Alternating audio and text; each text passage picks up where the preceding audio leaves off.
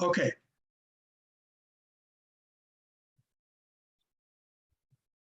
So now we are getting, let's read the essay itself.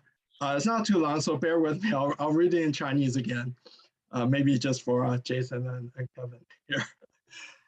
晋太原中，武陵人捕鱼为业，缘溪行，望路之远近，忽逢桃花林，夹岸数百步，中无杂树，芳草鲜美，落英缤纷，渔人甚异之。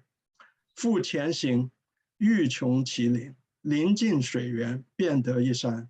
山中有小口，仿佛若有光，便舍船从口入。出极狭，才通人。复行数十步，豁然开朗，土地平旷，屋舍俨然，有良田、美池、桑竹之属。阡陌交通，鸡犬相闻。其中往来众作，男女衣着，悉如外人。黄发垂髻，并怡然自乐。见渔人，乃大惊，问所从来，具答之。便邀还家，设酒杀鸡作事。吞众闻有此人，咸来问讯，自云先世避秦时乱，率妻子一人来此绝境，不复出言。遂与外人间隔，问今是何事，乃不知有汉，无论未尽。此人一一为具言所闻，皆叹惋。渔人各复言至其家，皆出酒肆，停数日，辞去。此中人语，不足为外人道也。既出，得其船，便扶向路，处处治之。及郡下，亦太守说如此。太守即遣人随其往，寻向所至，遂迷，不复得路。南阳刘子骥，高尚士也，闻之，欣然归往，未果。寻病中，后遂无问津者。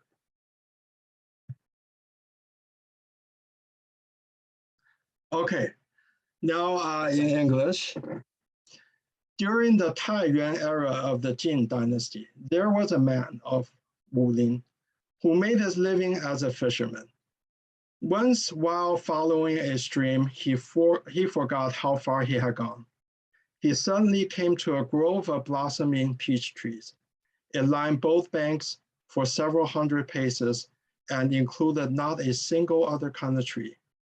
Petals of the dazzling and fragrant blossoms were falling everywhere in profusion. Thinking this place highly unusual, the fisherman advanced once again in wanting to see how far it went. The peach trees stopped at the stream source, where the fisherman came to a mountain with a small opening through which it seemed he could see light. Leaving his boat, he entered the opening. At first, it was so narrow that he could only barely pass, but after advancing a short distance, it suddenly opened up to reveal a broad, flat land with imposing houses, fertile fields, beautiful ponds, mulberry trees, bamboo, and the like.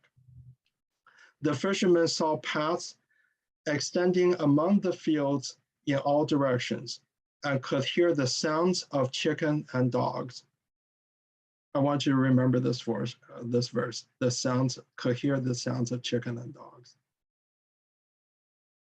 Men and women working in the field all wore clothing all similar to outsiders. The elderly and children seemed to be happy and enjoying themselves. The people were amazed to see the fisherman, and they asked him from where he had come. He told them in detail.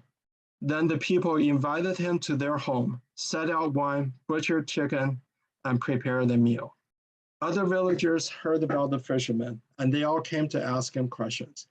Then the villagers told him, to avoid the chaos of war during the Qin dynasty, our ancestors brought their families and villagers to this isolated place and never left it. So we've had no contact with the outside world. They asked the fishermen what the present reign was. They were not aware of the Han dynasty, let alone Wei and Jin. The fisherman told them everything he knew in great detail and the villagers were amazed and heaved sighs. Then other villagers also invited the fisherman to their homes, where they gave him food and drink. After several days there, the fisherman bid farewell, at which time some villagers told him, "It's not worth telling people on the outside about this." The fisherman exited through the opening, found his boat, and retraced his route while leaving markers to find this place again. Upon his arrival at the prefecture's jurisdiction, he went to the prefect and told him what had happened. The prefect immediately dispatched a person to follow the fisherman and look for the trail markers, but they got lost and never found the way. Liu Ziji of Nanyang was a person of noble character. When he heard this story, he was happy and planned to visit the Shangri-La, but he died of illness before he could accomplish it. After that, no one else ever looked for the place.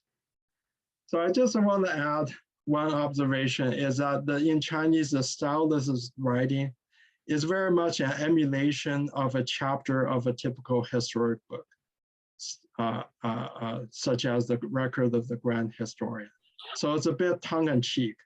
He made effort to make it sound like this was really a serious historical account. And then at the end, he plants the seed of almost like this magical, mystical power of this place, right? Once this fisherman left, no one could ever get back in again.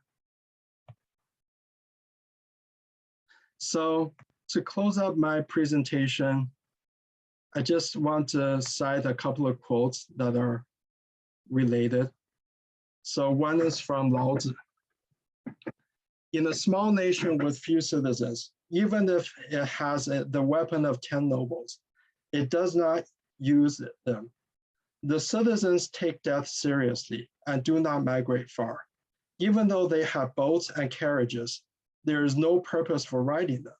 Even though they have armor and soldiers, there is no purpose to put them into formation.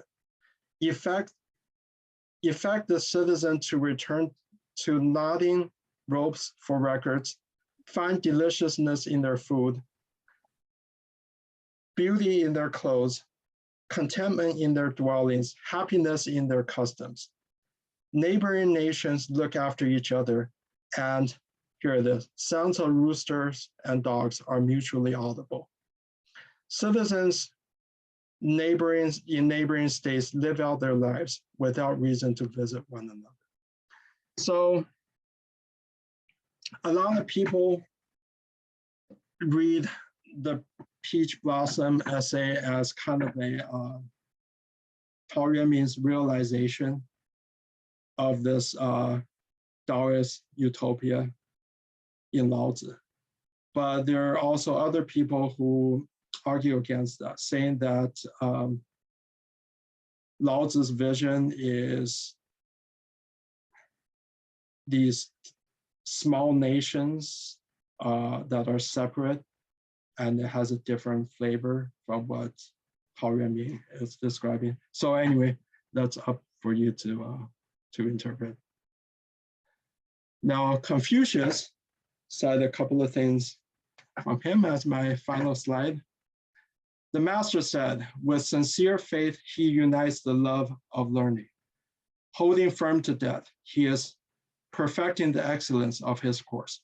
Such a one will not enter a tottering state, nor dwell in a disorganized one.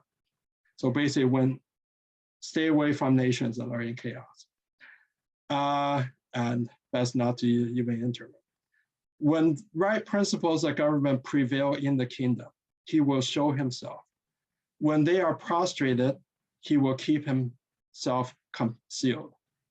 When a country is well governed, poverty and the mean condition are things to be ashamed of. When a country is ill governed, richness and honor are things to be ashamed of. So I want to point out in Chinese, when in the part where it says keeping oneself concealed, the character is yin. Yin is also the character used in the noun yin shi, which is a hermit philosopher. And Tao Yuanming has been labeled by many as a hermit philosopher. So there's some connection with this stuff. And another quote from Confucius is, the master said, the Tao is not prevailing. I will get upon the raft and float about on the sea. Okay, so with that, with Confucius as our closing statement, I will stop yapping and open up for everyone else to chat. Thank you very much.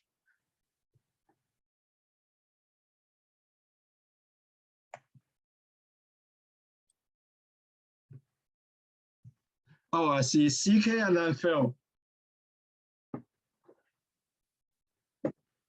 Shall I go first? Yes. Yeah, sure. Okay. Yeah. Well, first I want to show my appreciation and express my appreciation for reciting that lovely prose by Tao Yuanming. It brought me back wonderful memories. I first encountered this passage when I was a teenager, when I was really, really young. And it has been so many years since, decades since, that I have got the opportunity again to reread it. I mean, I read it before this session, but there have been so many things that happened in between. So reading this again brings back a sense of calmness and serenity in our troubled age. I also have to say that even during the decades which I haven't been in touch with this prose, there is a sentence in it that always often sticks in my mind. This is this sentence, 乃不知有汉，无论魏晋. Yeah. That is the sentence that really stands out for me. It's these people exist in what you call a Taoist utopia, and they exist in a sort of time just capsule. For everyone else, CK is referring to the verse that these people didn't even know about the Han Dynasty, let alone the Wei and Jin. Go ahead, yes. CK. Yes, so they exist in a sort of time capsule, which is different from the rest of so-called natural time that the rest of the world has been moving on. So in a sense, Tao Yuanming was creating a retreat in a way, a kind of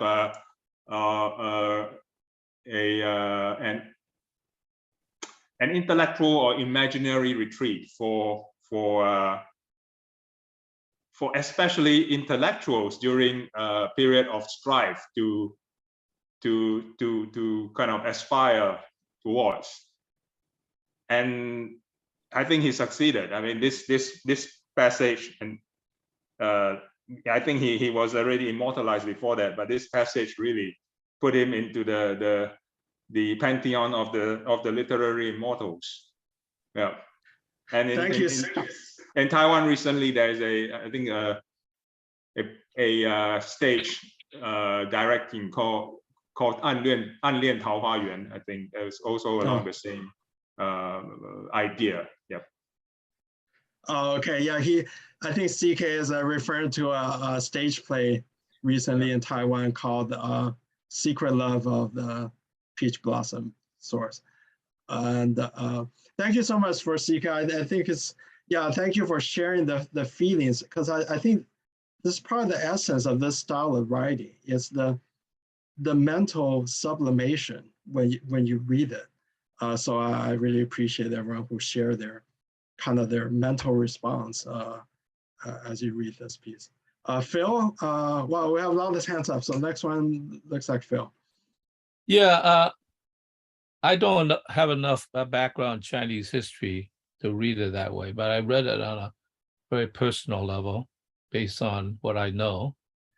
And I first started out thinking that it was espousing Taoist philosophy, but I soon realized that it wasn't Taoism.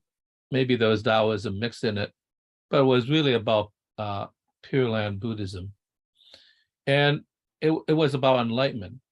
The interesting thing was that he went into this Pure Land on his own through a narrow passageway.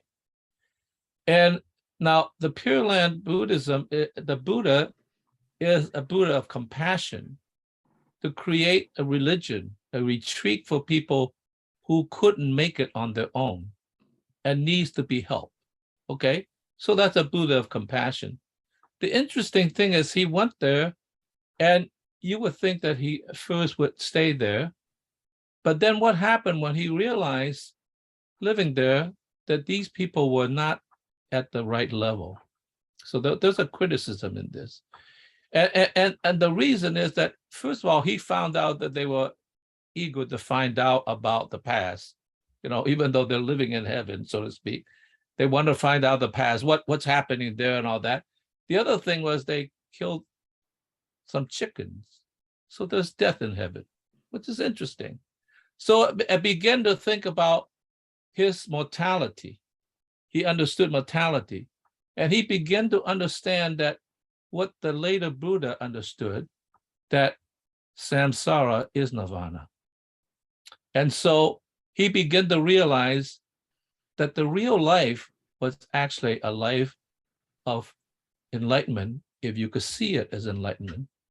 So he went beyond escaping into the Pure Land and returning to earth, to returning to his life. So now he could live not as a mere fisherman, but as a fisherman that is enlightened and understand that he is part of the world, that samsara, in fact, is nirvana.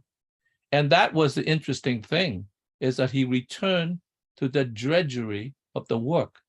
But the work itself now has a whole new dimension, whole new meaning, because he was one of the few who made it alone. He got there and he didn't need the Pure Land. So he returned home because he was on a higher level. He finally understood the meaning of what existence was. That was my interpretation. Thank you very much. Yeah, very, very interesting.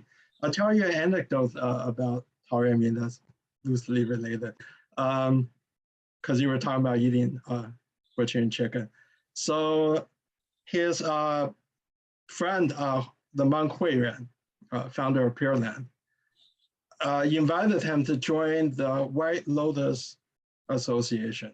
It was a Buddhist association at the time, not the same as a much later White Lotus Rebellion. So his precondition said, well, I'll join if I can still eat meat and drink. So his friend agreed. But he joined for a short amount of time and left. I don't know why, but so he was very into eating. He couldn't give up eating meat. Okay, Michael. Okay, a very basic question. There was this part that said, take death seriously and not migrate far,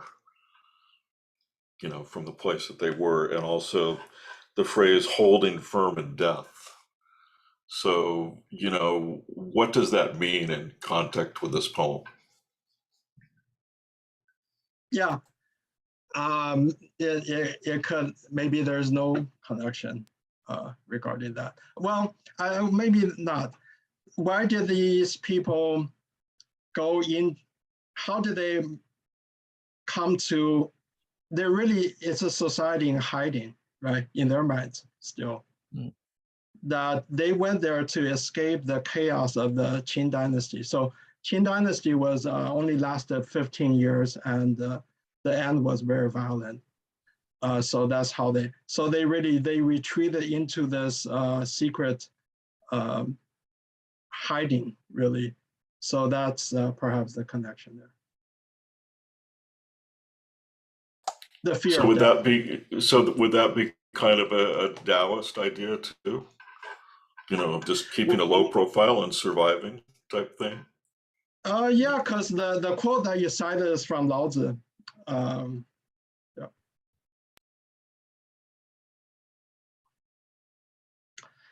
Certainly keeping a low profile is very much a Taoist idea, yeah.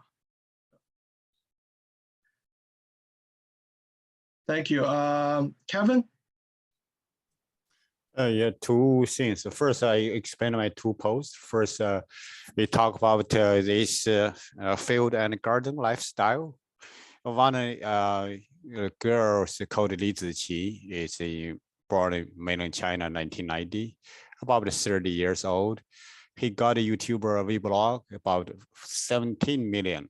So basically wear the clothing like traditional clothing, do everything she do from plants, then cooking, live with her grandmother.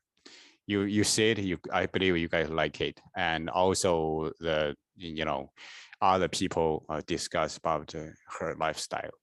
A second one, now we talk about the Confucius and Lao Tzu, Tao Te Ching. From one is we think about their living style. Then for Lao Tzu, one is called 节省济世, which means tie knot, tie knots in the rope, to record. rope. So before before written language was invented. Yeah, but before the language, and he think about even far before. What I'm saying here is something we missing during our evolution, human being, something missing. We always think about the back, but we just cannot back. We think about the novice, we turn back, we think about Lao Tzu time. But Lao Tzu think about the tie knot, rope tie, even far away. Lao Tzu between us about 2,000 years. Maybe that's 20-something years ago from the Taiwan. Very interesting, thank you. Thank you, Kevin. Thanks for sharing the YouTube links. I think my niece showed me this, the series of the YouTube. It is, it's very beautiful to watch. And I think next is CK. Oh, no, sorry, Madeline, and then CK. Okay, thanks. And thanks, Kevin. Yeah, sometimes I wonder if even the ancient cave paintings might just have been an attempt to, even for the people back then, to bring back a connection with that gone world of harmony and integration with the rest of nature. I wanted to say that, like CK, this brought a lot back for me. One of the ways I got through adolescence was reading poetry, and I still have two of the books. One is the translation of the Tao Te Ching by Jia Fu Feng and Jane English that I was using all throughout the Taoism workshop that Jason was leading. And the other one is this lovely book called Sunflower Splendor, 3,000 Years of Chinese Poetry. So I did look up the author. I found him. It's written in Wade Giles, his name, so it was a little tough. And it doesn't have Peach Blossom Spring, but it has some of the others. And it really brought me back and kind of took me back to the magic of discovering this poetry. So thank you. Thanks, Pin. It was a great presentation. Oh, great. Thank you. Thank you. And again, I appreciate, sharing this kind of an emotional response. It's really, I think, part of the essence of this kind of writing. I think, I see Michael and CK's hands up. I don't know if they're leftover hands or since Suki has spoken less, I'm actually gonna jump to Suki first. Thank you. Also, a certain background I want to add. The prose we just read actually was the preface of a poem about the peach spring. So actually, I want to. Is it possible I can share my screen so we can read together? Yeah, excellent. I just need to make you a co-host, and then you can do that. So just 1 second. Yeah. So the story we read actually is a long footnote, the background story of the poem he wrote. So I feel it might be interesting to look at it together, so we have a better understanding. Let me see. Share my screen. Yeah. Can you all See? Yeah, we see it. Mhm. Yeah, so maybe I just read it. Peach Blossom Springs. When the king of Qin transgressed the heavenly law, the sages left their homes and went ashore. When helmets Huang and Qi went to Mount Shang, first settlers in the springs came in again. The early footprints are covered now with weeds. The totem bypaths are buried now by reeds. In the fields, each person does his very best.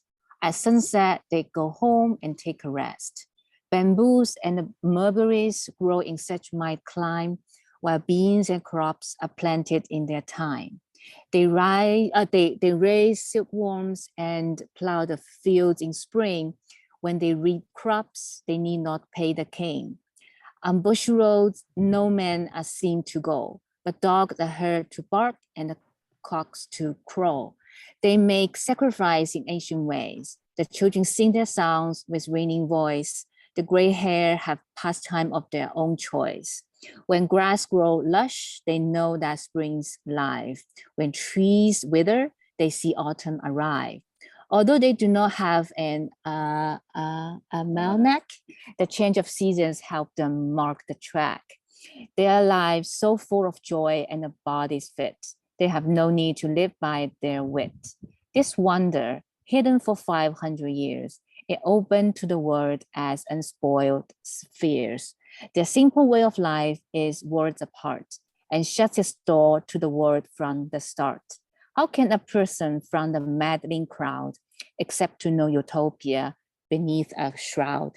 Oh, that I soar to the sky on gentle breeze and find the man of my ideal like these. I feel this is more elaborated, translate into English, more rhyme. Yeah, I kind of like it. Put them together. I feel it's more 300 degrees to understand the piece, the whole piece. Thank you. Thank you very much. Yeah, thank you. That's really, really helpful. CK. Yes, yes, I'd like to raise a few points. Firstly, there is an airport, I'm sure most people will know, in Taipei called Taoyuan International Airport. It used to be called Chiang Kai-shek International Airport, but it's now called Taoyuan International Airport. And it's in that area of close to Taipei called Taoyuan County, right? Then I think in a certain sense, the province of Fujian was also behaving in some ways like the peach blossom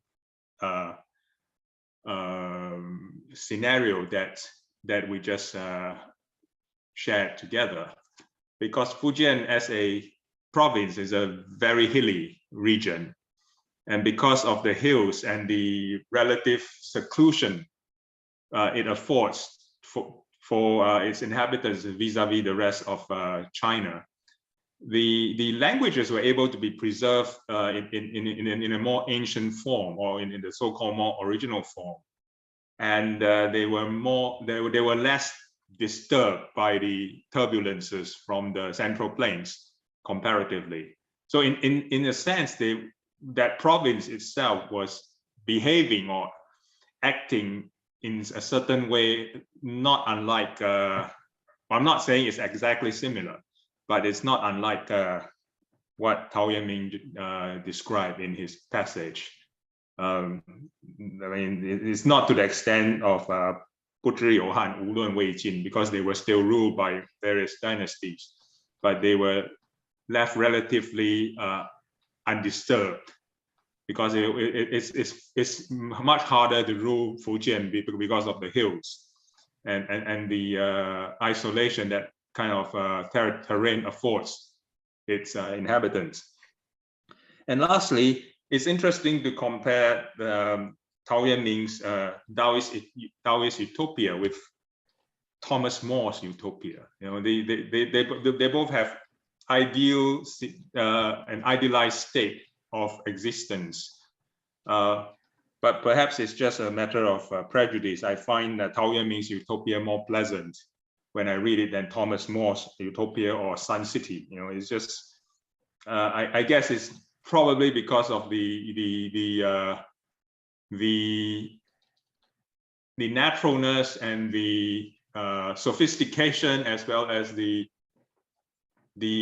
ease whereby he introduced this concept through his prose. It's not heavy laden like when I read Thomas More's Utopia. You know? So it's more literary in that sense. Yeah. Yeah, thank you, CK. A lot of very interesting points. Yeah, also, yeah, as you were saying about Fujian, yeah, I think, and the same similarly can be applied to southeastern China. In Zhejiang, which province just north of Fujian, you know, my dad from there, he tells me you try, you know, in the olden days you travel like 40 miles and the dialects are mutually unintelligible. So it's, you know, a lot of very hilly regions. And I'm sure you know, I don't know much about Jiangxi, but it's probably, I'm pretty sure Jiangxi is similar to where Tao Yuanming lived. So these stories have some, a story like this had extra credibility, really. You didn't have to suspend as much disbelief. Also, another, Phil talked about the Buddhist influence, which was very insightful, I thought. There's also religious Taoist influence too, is this, in the religious Taoism, there are either 36 or 72 celestial caves. Maybe Jason can correct. Is it 36 洞天还是72洞天? 36, I think. 36, yeah, 36 celestial caves. So these are people, you know, places like ideal places for these hermits and people who want to meditate their way to become deities to go and hide. So I think. Excuse me, again, I cannot put my hand up. So can you hear me? Oh, okay, yeah, Jason, yeah. Yeah, I'd like to share my reading on this one. Probably different than most of people. When I read this one, I feel it's an early manifestation of anarchy. Okay, so basically they say Tao Yuanming try to prove, right? They live a peaceful, nice life. They don't care. The dynasty has been changed from Qin, from Han, okay, from 3 kingdoms, from Jin, okay. So the dynasty has been changed so many, and their type, they don't need to know. So I think that's an early manifestation of anarchy. So that's another interesting I like to share.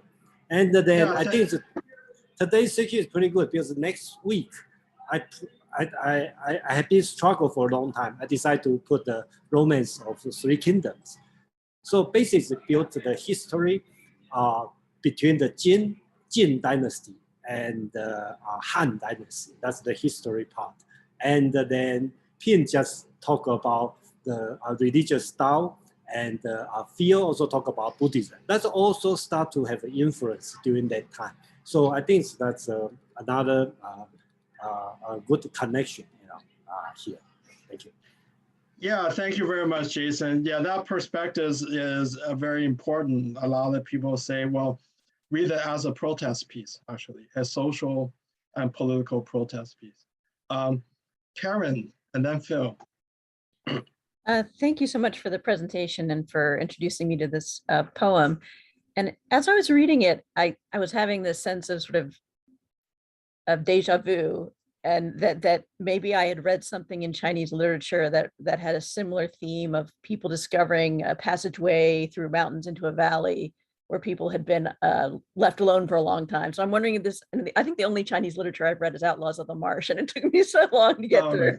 I don't remember all the plot points. I don't know if it's coming from there, but does this become a reoccurring theme in Chinese literature, is it traced back to this, or is this sort of echoing an earlier theme of sort of undiscovered peoples?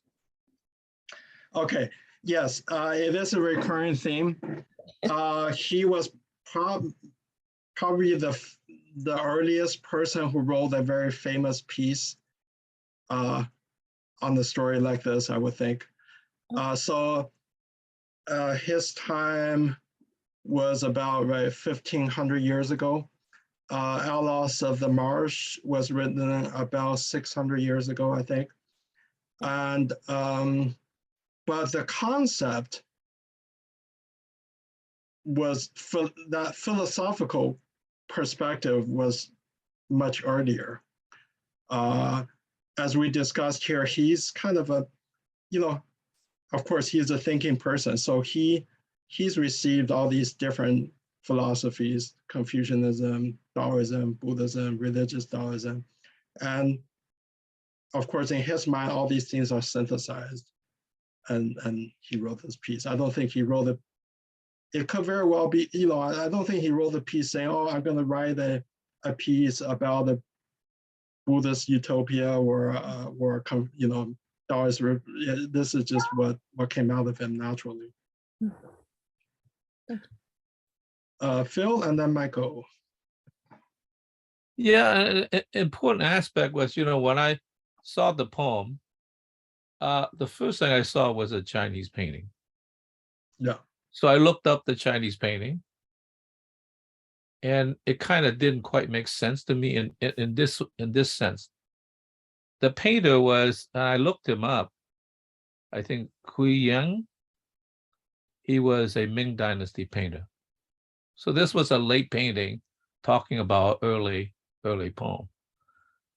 So I thought to myself, well, wait a minute, like maybe they're just finding one that sort of match and so forth. And then I came to realize in some sense that it was, the poem had set a kind of, how should I say, a tradition or a style. Because there's no early paintings that early that would have been, instituted in, as the paradigm of Chinese painting. And this Ming Dynasty painting was, I do not believe is the finest, but nonetheless, it was in that tradition. And it seems to me, what's important about this poem is that it set a tradition, a beginning. You might say, well, the beginning was in philosophy. Okay, but a beginning in a movement in arts that has captivated Chinese expression for a very long time. Because the first thing I saw was the scholar out there meditating, and the desk, and maybe he's playing the chin and so forth. And in the mountain was the hills and all that. Very, very Chinese. I said, oh, this is very familiar. But I think the fact that it was, now I'm not going to go so far because I don't know enough about the tradition to say it was a beginning that allowed things to open up to an expression. I think that's important, because without that beginning, it might have not matured into something else. And it's certainly matured, at least in painting, into that tradition. So I gave him credit for for doing that, even though at the beginning I was confused, like why is like a Ming Dynasty painting setting with this, Jin Dynasty poem. So okay, so that was my thought. It was very important that it was the beginning. He started a tradition of sorts. Yeah, definitely. Thank you so much for pointing that out. It is important, and so his influence not just on literature but also on art. You cannot be, even today, you cannot be considered an accomplished classical Chinese painter if you cannot write decent poetry, classical poetry, because just about every Chinese painting there is a poem on there. The painter has, so you have to be a decent calligrapher. You have to be you have to be at least able to write some halfway decent poems. And the same, I believe it's the same in Korean traditional painting as well. And so I'm sure he had great influence on that heritage. And also another great poet a few hundred years after him is Wang Wei. He's known as, people often describe him as Wang Wei's, there's painting in his poetry and there's poetry in his paintings. He was also a very famous painter. So yeah, just to add to what you just said. Michael, CK, and then Madeline. Thank you, and I have enjoyed the presentation. And I can't really put this very eloquently because I don't know that much about Taoism and, you know, Confucianism and Buddhism and all those things.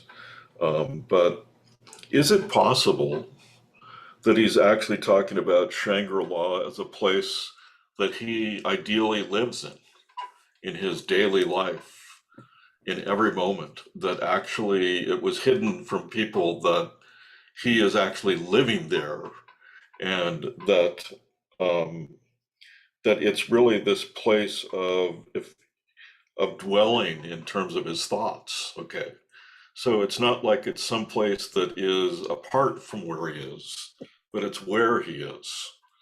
You know, just kind of like an idea, and I don't know. In other words, you know, people, I think in the West, we think of, you know, another place like heaven, okay, kind of a Western idea of utopia, okay. But this is seemed to be a completely different idea of what utopia is, and not a place, but a place where they're dwelling in terms of, I guess, what in their Confucian ideals, or I don't really understand it. I'm not putting it very eloquently, but is it possible that this poem is referring to an internal life of the poet and where they're living? It's very possible. And I don't want to put words in Phil's mouth, but I think he touched on that earlier when he was talking about the connection with the Pure Land Buddhism. Is that this utopia, this Shangri-La is in your mind. Yeah, no, the state of your mind, and the Pure Land is the heart. It's the Pure Land is in your heart. Yeah. Go ahead, Phil. yeah. Could I just say something quick to support that? I like your interpretation, even though the end of my interpretation disagree with it. But nonetheless, I think that's good. And you could then interpret that he did go through narrow passageways to get to the Pure Land, so to speak, because he went through government and had to squeeze himself through it in order to create the opening to the interior of what he is. So thank you for bringing that up. Yeah. And also another evidence, and that's why I wanted to read the first verse of this other piece called, I think, Returning Home or something. That in there's one of the most memorable verses that stay in my mind is, I've allowed my heart to be in servitude of my body. And why should I be in despair? Basically, it was my own fault. In the moment of weakness, I took this job, allowing my heart to be the slave of my body, whereas it should be the other way around. So I think, right, this is just points to the essence of it. It really is the heart. So yeah, in short, yeah, Michael, I think it's very, very possible. Yeah, he was along the lines. Okay, CK, Madeline, and then Daniel. Yes, in reviewing Tao Yuanming's this passage, it reminded me of my own experience, which I would like to share with everybody. When I was in my 20s, I spent a couple of months in the Scottish Highlands, literally in the middle of nowhere. You know, I've been walking, and my only mode of transport was by foot. So I've been walking on, and I had limited rations. So that was a rather hard and hardy life that I had for a few months. And the scenery was astounding in Scotland, in the Scottish Highlands. There were many nooks and crannies, which, if you ask me to show it to you today, I would never be able to, because these were not spots on the maps. I literally ventured out of course, into all kinds of strange places which I didn't know even existed. So there was a place, literally, whereby I walked off course, and I so-called discovered a wooded area with a crystal clear lake, which is really quiet and peaceful and serene and very calm. So occasionally there was a fish jumping out of the water, leaping out of the water, and you could see the movement and the plunge into the lake. And it was so natural to me, because I mean, there was nothing artificial in it, but in a sense, it was completely surreal as well. So having seen that kind of blissful image, and I actually thought I became a different person when I walked out of it. It was a bit of a mystical experience, which I have not encountered since. I later read that it could be something called peak experience, whereby you get those rare moments whereby you are able to somehow look into a possible arena beyond normalcy, which, by the way, should be normal, because that's what peace should be like. But in our daily lives, we don't really have the time or the good fortune or the perspective to be able to encounter such a state of existence. So for me to read Tao Yuanming and also to reconnect with what I have experienced a couple of decades ago was quite an astounding fact, to me. I mean, I often wonder whether I have actually even been to that place after all these years. So in that way, I have also personally experienced in my very limited way this Tao Yuan Ji. Yeah, so that really brings it home to me in that sense. Yep. Thank you for sharing that wonderful personal story. And Madeline, and then Daniel. Yes, well, my question, it's not on the topic of Peach Blossom Spring. It's about what you said, Pin, about calligraphy and painting. And I'm wondering if, I know there are the traditional Chinese characters and the simplified Chinese characters. Are people now only learning the simplified in school? Or is that just basically used for keyboarding and printing, and everyone is still learning traditional? Or is traditional just taught in the more elite schools or programs? And that's how people who might become artists would pick up on them? I think, yeah, it's more of the latter, that what's taught in schools, at least public schools, is in mainland China. So excluding Hong Kong and Taiwan, is simplified. But people who take an interest in the arts, especially calligraphy or painting, or also classic literature, you know, classic books are written, obviously not written in simplified characters. So it's more convenient if you learn the traditional characters. So people who have an interest of that, you know, just learn on their own.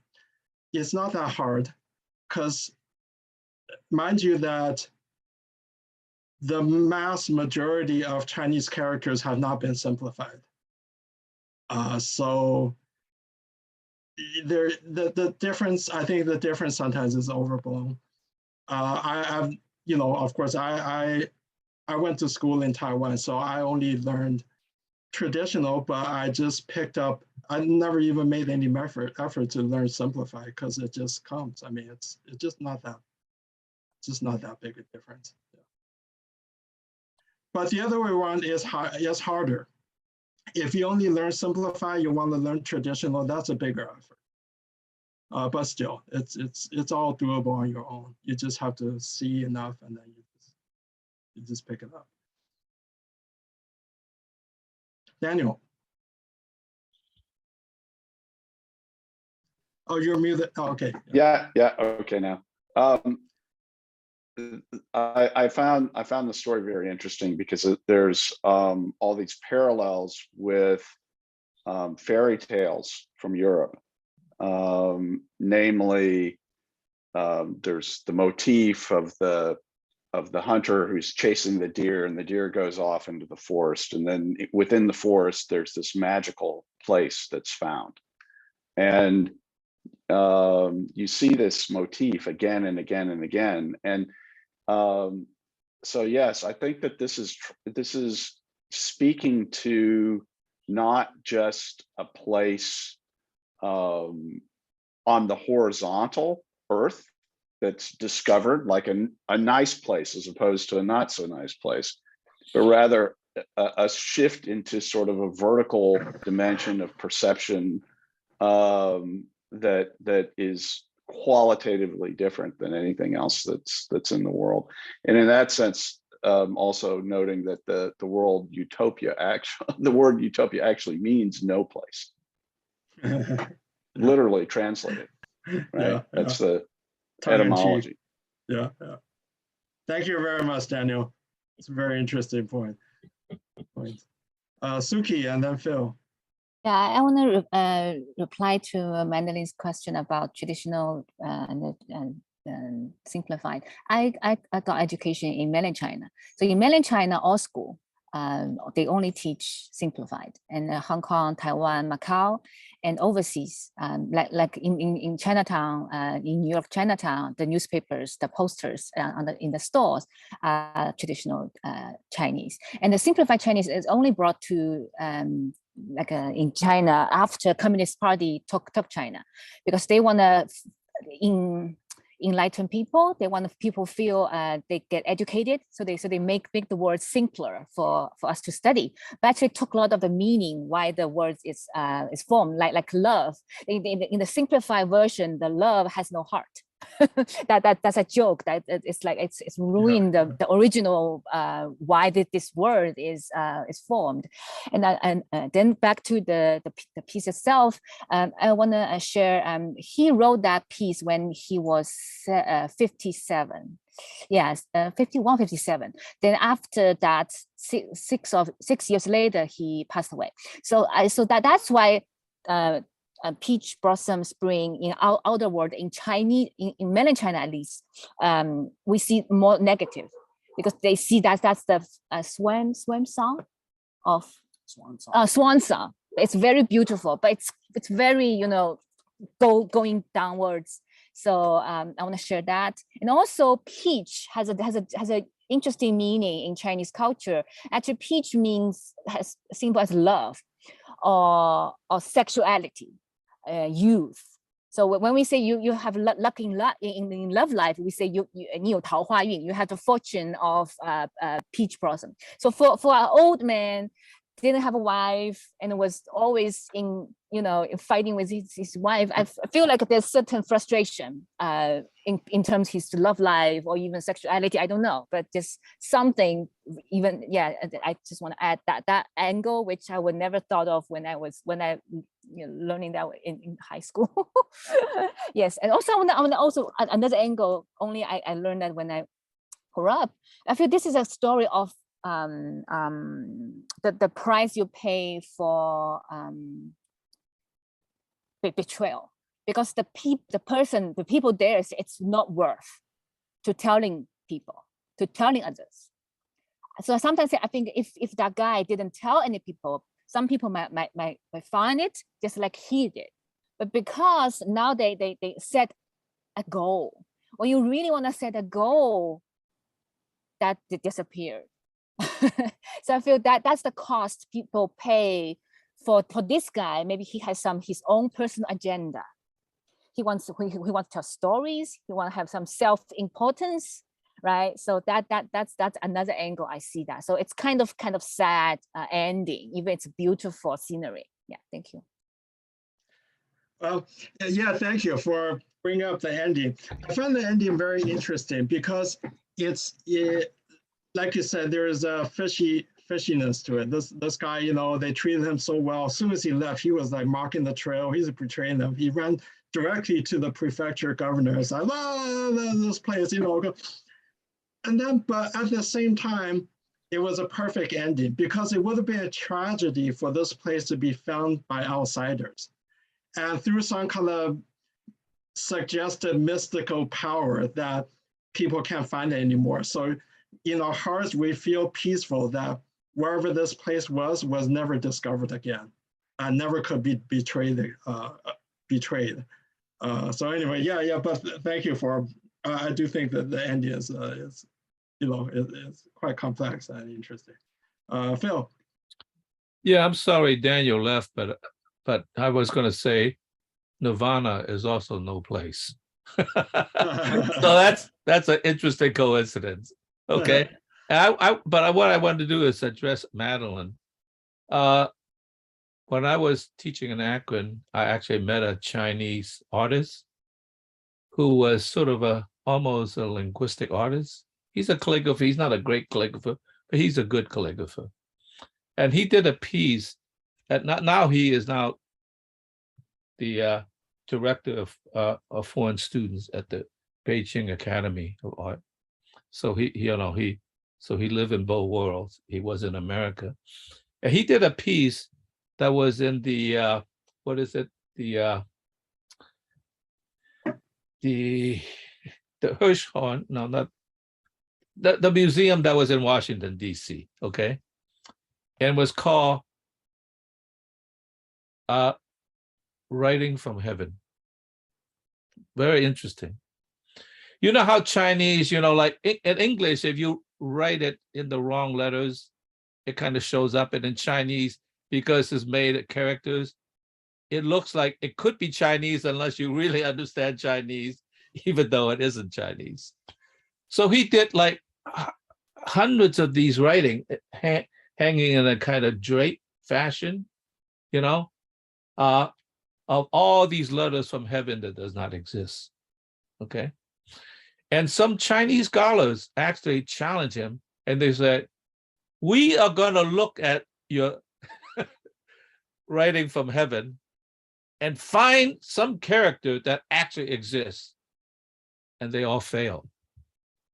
He actually wrote writing from heaven. So that means he understood Chinese as well as any scholar of Chinese. So therefore you could sort of see that, you know, he was able to muster up words that doesn't exist. And even the experts couldn't find a mistake. So that's interesting. That shows you how educated at least some people are in order to understand what Chinese is about, rather than these simplified characters. So I just want to share with you that his name is Xu Bing. In fact, the other thing he did was he invented an alphabet that's Roman alphabet, but if you could write it in the right way, it's written in Chinese. So my imagination is, if China had conquered the world, we would be writing Roman letters in Chinese characters. and you could do that. It's like he actually had a little handbook. You know, when you go to a museum, you could get this little handbook and learn how to write, you know, English or any Roman letter in Chinese looking characters, which is so he's invented a system. Two very, very, very interesting works of art. So just remember his name. All right. Thanks, Phil. It reminds me actually of the Taoist monks when the mediums write stuff. They write a lot of stuff that it looks kind of like Chinese, but nobody can read it. But they somehow mean something. So anyway, CK. Yeah, I just want to comment a little on the ending. The ending is, as you said, a perfect one because the inhabitants were not found by the magistrate and therefore were left undisturbed. And that's the way it should be. And that's the way it ought to be. Otherwise, it would be tragic, as you have said earlier. In some ways, it reminds me of some of the Amazonian tribes that are being discovered by modern humans. So now that they have been discovered, we cannot undiscover them, or so-called discovered. I mean, and their trajectory will be changed forever because of contact with the big bad world of ours. Probably will lose their lifestyle, and they will probably even be exterminated before they even have a chance to so-called catch up with us.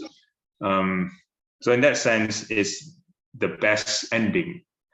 And also, the French scientist, philosopher have a good way to describe humans. And he used to say, the more I look at man, the more I love my dog. So it's, I think it's a great illustration of why you shouldn't be too kind to strangers, or they might betray you to the dogs. Right? All right, thank you, CK. Well, I don't see any more hands up, and it's 8 minutes after our time. So thanks, everyone. It was a great discussion. I really enjoyed it. And Thanks a lot. Thank you. see you Thanks next a lot. time. See you next time.